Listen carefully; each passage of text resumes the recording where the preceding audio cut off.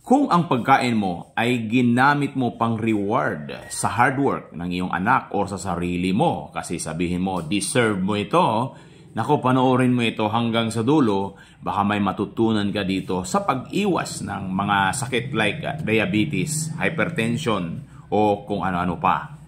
Dahil, pag i-reward mo siya, ito ang sinasabi dito sa mga pag-aaral, na pwede itong malink, no, sa emotional or associated ito sa pagdami, pag-increase ng consumption sa carbs, fats, and sugar.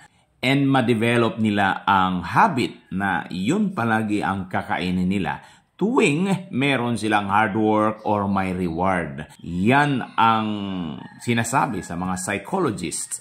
Diba? So pag ginawa natin yan ang maging pattern in the long run. At hindi na at mahirap yan maiwasan. Kaya kaibigan, no? Ang magandang reward dyan is pwede kang mag-relax. Pwede mong i-develop ang isang habit na pag may nagawa silang kabutihan or hard work, ibahin mo naman, hindi sa pagkain lang. Ano sa palagay ninyo? Follow and share.